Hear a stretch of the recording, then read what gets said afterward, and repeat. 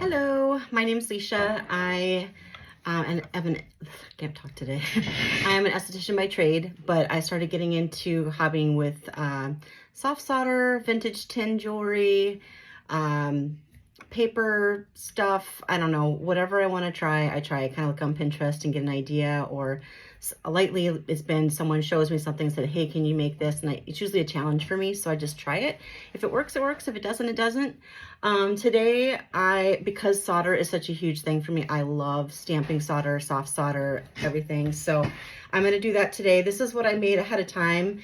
It's a piece of deer spine that I got at like a craft show, because I go to craft shows all the time. And I love doing stamp solder. I work at a tattoo shop. I do skincare, like body waxing, facials, and Reiki. And I have so many different types of people that come in there, and a lot of people like this funky jewelry with the bones. Me, I think it's kind of gross, but I like to make everybody happy because I get along with just about anybody. So I'm going to try to make this and show you guys how to make this today. First, I'm going to show you the technique of stamping on copper, because when I first got introduced to it, I took a class out in Kansas because I really wanted to learn, and she just showed us like 2 seconds. And I was like, well, okay, I'm gonna go home and try this after I bought everything. And it took me a while to figure it out. I mean, I figured it out, but the nice thing about soft solder is that once you heat it up, and if you make a mistake, you can heat it up again and redo it.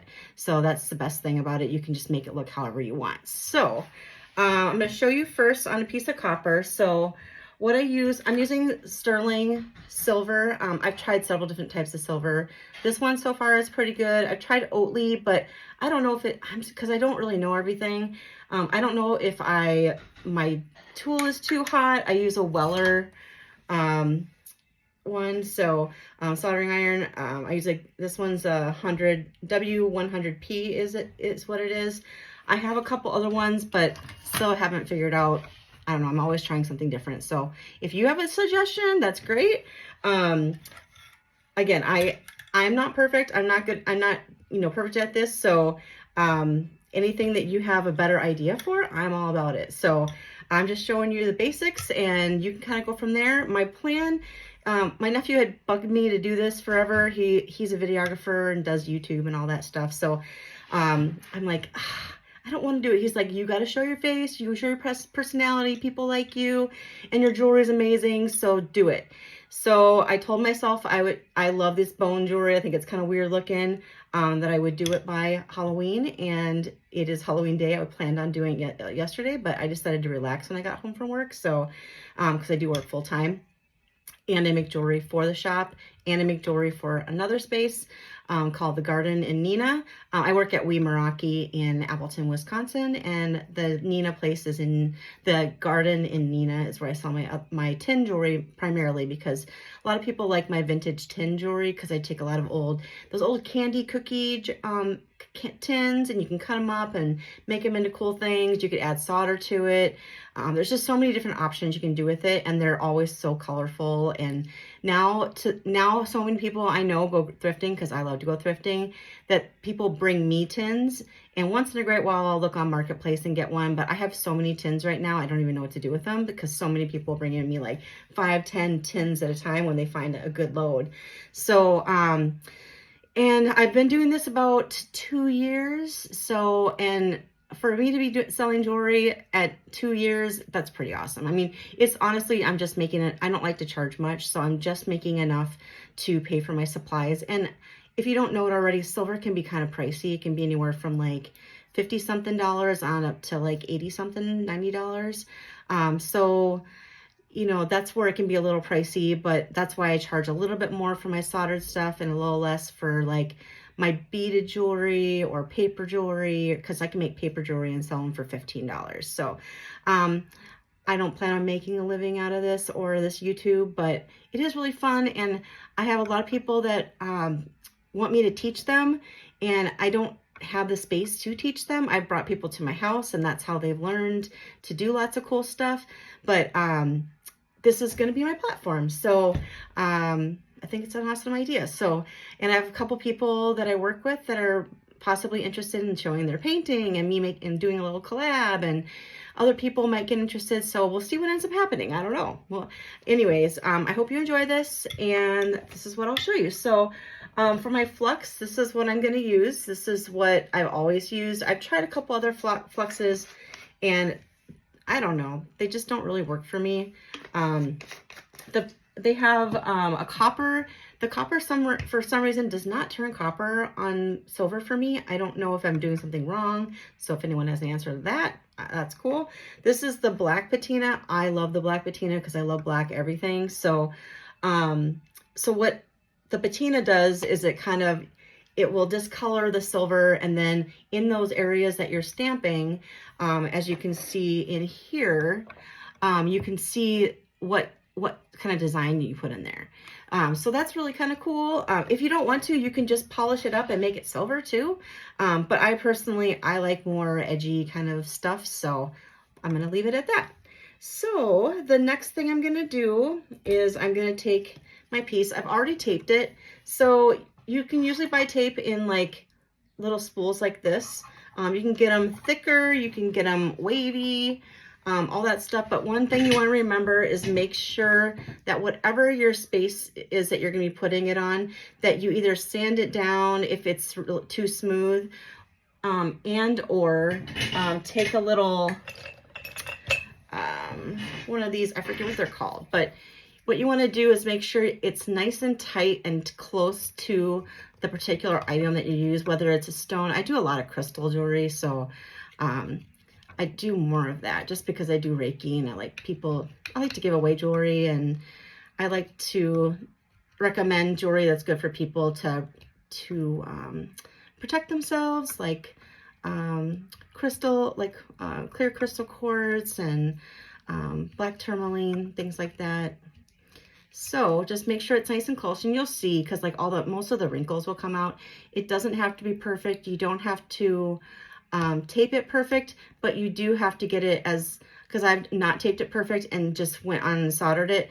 And what will happen is the whole entire tape, once it heats up, will just all come off with the solder on it. So if you make sure it's adhered to the item that you're doing, it usually doesn't do that, and it will stay pretty solid. So so the next thing I'm going to do is I always burn myself. So I just got these. I hope they don't burn through, but they're a jersey knit. I saw someone wearing something similar to this on some video because I watch a million videos. So what I'm going to do is I'm going to take a little flux. I just grab whatever I have on hand for brushes. I usually just buy cheap brushes because I usually end up ruining them. So, and you want to make sure that you get the flux all over the silver. So that's what I'm doing.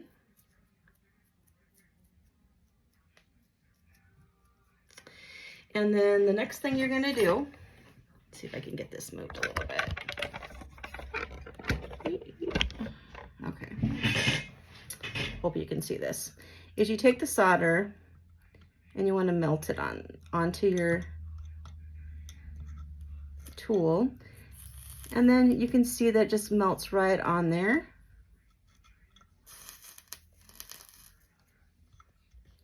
And what I do is I do a couple layers just to get it to that where it's covered and all the copper is covered.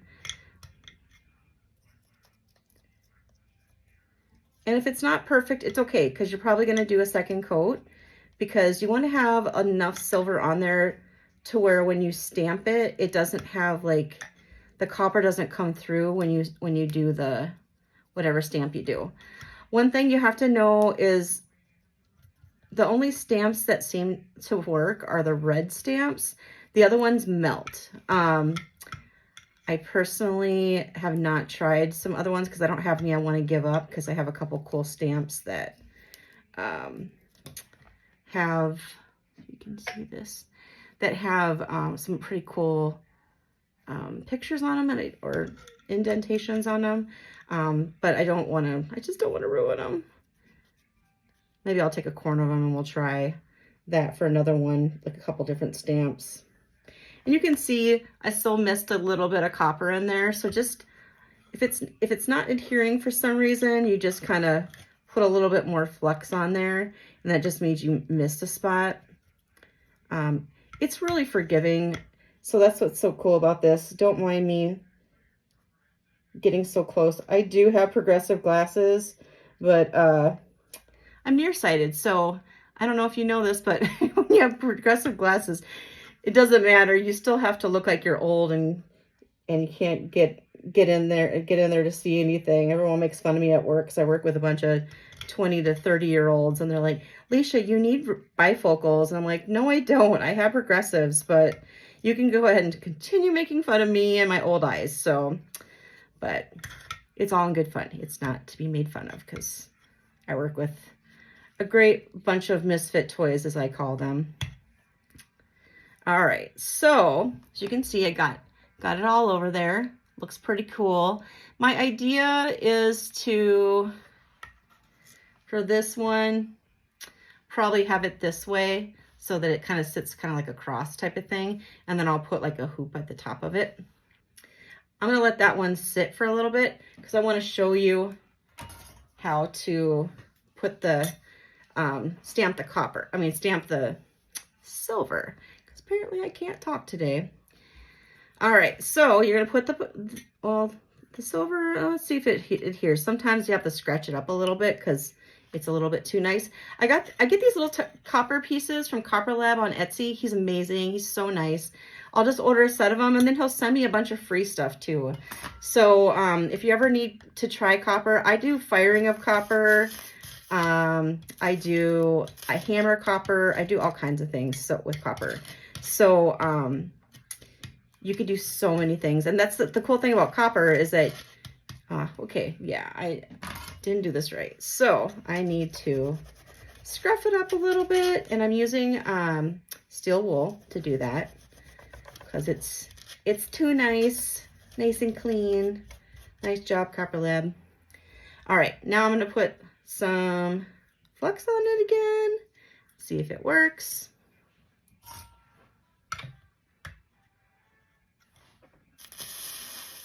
And yes, a little bit better. Another thing that you can do is just get a bunch of copper on there. And you can use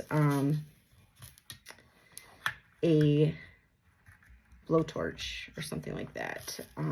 I have like those little ones that you can use to like start your fire and stuff. I have some of those. I think this is an old tip too, so yeah, apparently I don't know what I'm doing today, but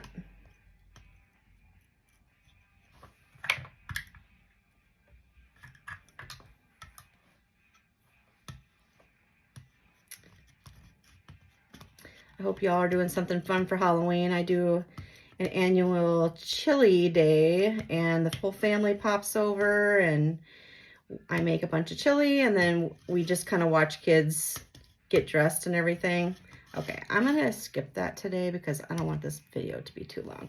So instead, I'm just gonna show you on here because apparently it doesn't like me today.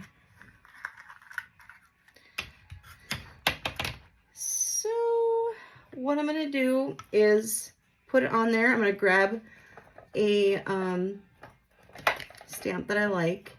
So this one's pretty good. It's got a little bit more like deeper indentations. Excuse me, I have hiccups all of a sudden. It seems to work with like making different kinds of designs. It's not going to be like a specific design. If you do, I sometimes use like, I'll buy the like these little wood stamps. Like this one's really cool. I did this one on a piece of copper and just did it, and they sold like really fast for earrings. So, because who doesn't like a chest piece? So, anywho, so that's what I'm going to do is I'm going to put some more silver on there because it likes this piece. So I'm going to take a little bit more off here, make it a little easier.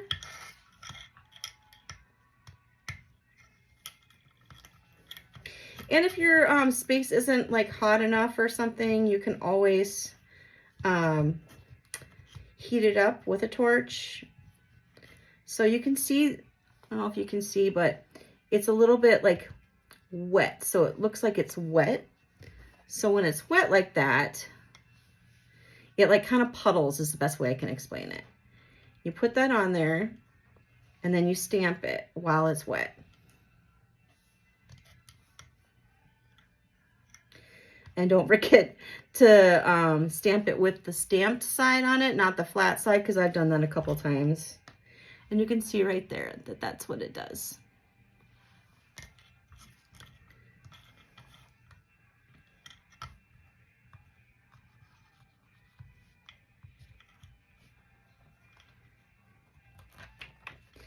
I usually don't do such weird shaped things, but I tend to, ooh, I got my glove stuck in there that time. Ooh, that kind of added a cool texture. Look at that.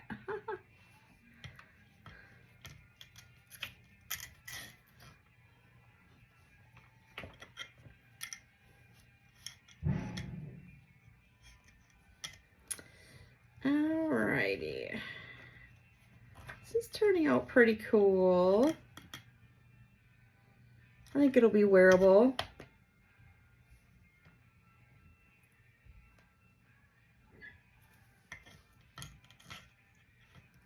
The true test is when you put the patina on, because when you put the patina on, that's when you get to see like all the cool designs that come up with it, which is my favorite part because I love texture. I mean, I love texture in paper. I love texture when I'm painting. Although I'm not much of a painter, I did start playing with watercolor because one of my friends that recently passed away, she was really good at watercolor. And it's a very calming thing to do. I don't know if you ever tried it. If you haven't tried it, take a class, whatever, or just get some watercolor and watercolor paper and you'll see what I mean. Like you're feeling, it's like writing in a journal, but instead you're painting. Even if you don't know what you're doing, just put splotches everywhere. And that's what I've been doing. And then all of a sudden things start coming up and you can draw on it or whatever. Again, I'm not an artist that way. I work with people like that can just draw out of their head, but so I really appreciate that good art, but I'm not artist that way. Everyone has their own idea of art and everyone has their own idea of like, or is good at something. And I don't know, I have so many people that tell me, you're so crafty, Leisha. You do so many things. I could never do that. And I'm like, yes, you can, because one of my best friends told me she wasn't artsy. And during COVID, she started playing around with, I think it was macrame. And now she makes like the most beautiful macrame pieces. And I'm just like, are you kidding me? You said she's like, well, Leisha, you had me over. And then I don't know what happened. It like opened up that center. And I always tell people, like, a lot of people get blocked because I was pretty blocked. Like in high school, I did beaded necklaces. That was when the Doors was popular. So that ages me at all. I'm 51. So, and so I made these like Doors for, beaded necklaces for my boyfriend. And I would sit for hours in the sun and just like enjoy every moment. And then, I think I just got caught up in work and all that stuff. And then all of a sudden I started working where I work now.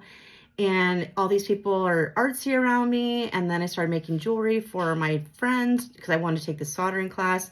Started soldering because I follow this gal, Oleana Jewelry. She's a local artist in this area and I always buy her jewelry. And then I started, I'm like, do you by chance teach or anything? And she's like, no. And then I kept on meeting people that told me about different classes I could take. One was an artisan class in Green Bay, and I took that. And so I keep on learning. And that was the biggest advice that the gal in Kansas had told me, which I'm drawing a blank right now of her place. She had told me, whatever you do, just keep taking classes. And then you don't have to be an artist. You don't have to go to art school to be an artist. You just take classes and learn the most you can learn from everyone. And that's how you create. And that's how you build your knowledge. And I was like, oh, okay. I'm going to take metal classes, at the Trout Museum in Appleton, Wisconsin too. And those are great. The teacher there, Jennifer, is amazing as well. And I make rings when I go there because I am not I can make a cool ring, but I don't have a kiln. I have a fake kiln, which I still haven't tried it. I don't know if any of you crafty people out there buy stuff and let it sit for like a year or two before you actually try it. That's me. I have like pretty much everything that you want to try at my house. So that's why a lot of people just come over and try it. My dream would be to have a place that has all that stuff so you can like rent it out and just try it there. And then from there, you can kind of grow what you think you're interested in. Because some people get more into paper building or like making like books, or they're into, like one of the girls I work with, she started getting into burning wood because she wanted to try it. So I said, come over, I'll let you try it. Now she's a hairstylist. She's tattooing. So she realized how much she loved it and then fell into tattooing. So, and it does beautiful work.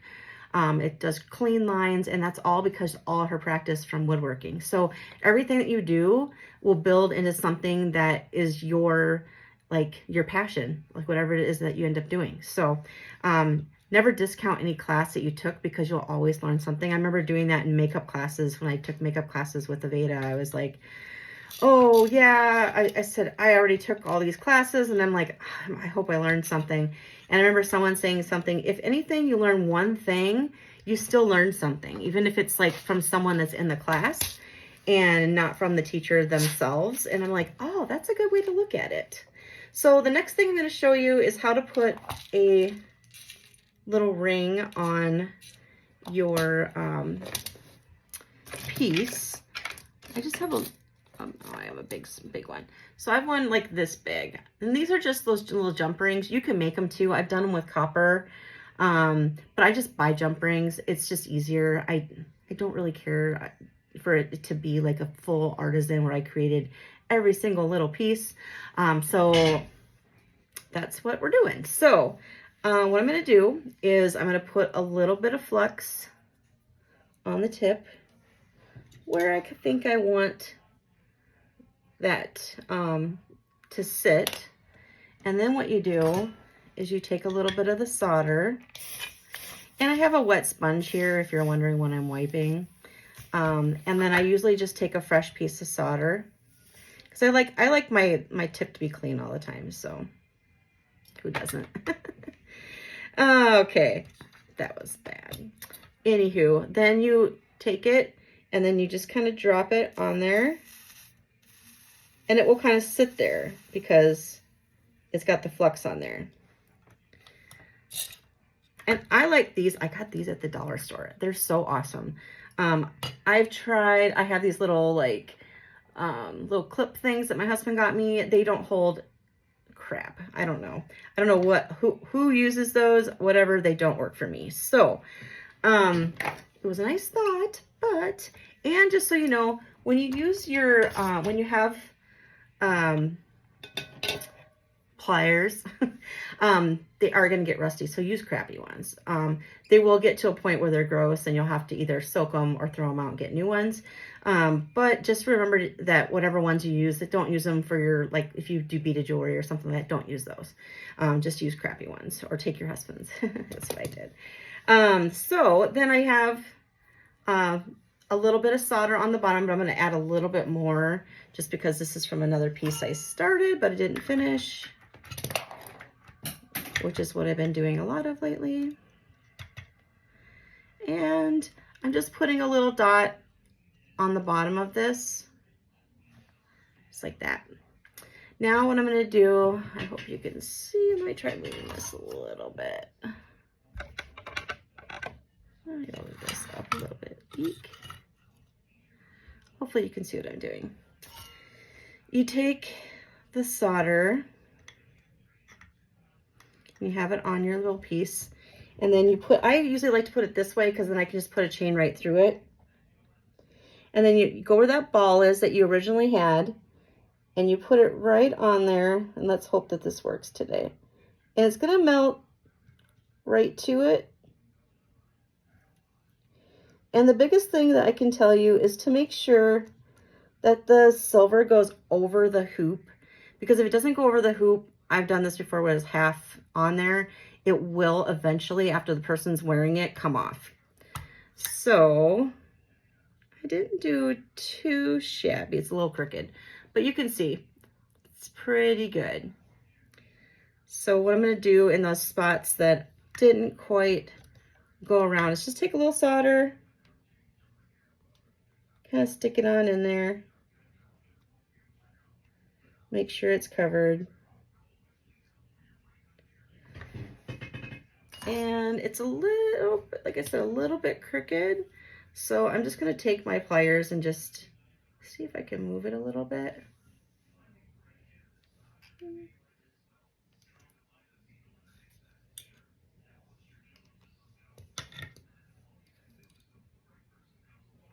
Yeah, I think that will work. That'll be cool. All right, now it's pretty hot, so I'm just gonna let it sit a little bit. So I'm just gonna show you a couple other pieces that I've made in the past. So this is after it's patinaed. This is cactus crystal, I think is what it's called. It's really pretty. And then this is so cool. I went to a rummage sale and I bought, it's selenite, but it was developed in sand. So it's a mixture of sand and selenite. But I made a couple pieces of this and a lot of it cracked. So this is the only piece minus one other piece that I gave to someone else that actually made it. But I thought it was extra special. That it was gonna be extra protective because it was made in sand. But I figure if it breaks, it means it's done protecting me. So yeah. And I don't know if you guys ever like cleanse your stones before you get them because you don't know where they're coming from or what kind of environment they're coming from. So if you want to cleanse them, you can get Palo Santos and you can do that around it, or you can do sage. Some people don't like the smell of sage, so that's why I tend to do Palo Santos. And one time I was doing Reiki and I put sage in my room and I thought it went out, but it kept burning and the entire shop smelled like sage like for weeks. And I was like, well, I guess it must have really needed cleansed. So but anywho, that if you want to see this, actually what I'm going to do a quick little run over so you can kind of see what, usually I put this in something, but I'm not going to today. I'm just going to stick it in. Don't do this at home. But this is the end of end of this one. So I'm going to just put it on there anyways, because whatever. I'm not too picky.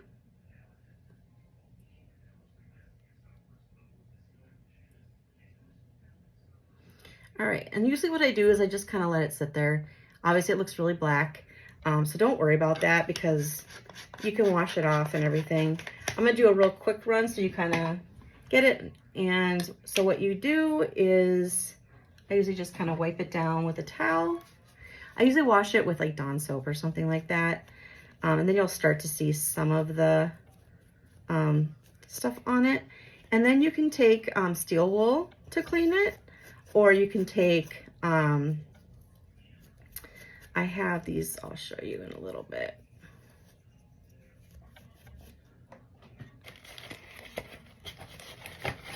They're little like pads and they're like 400 grit. They come in like a package on Amazon.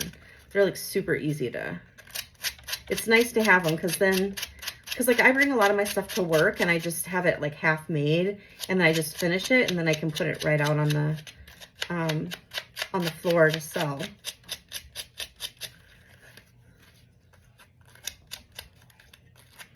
They do get wrecked in the back if, with any edges that might look kind of weird.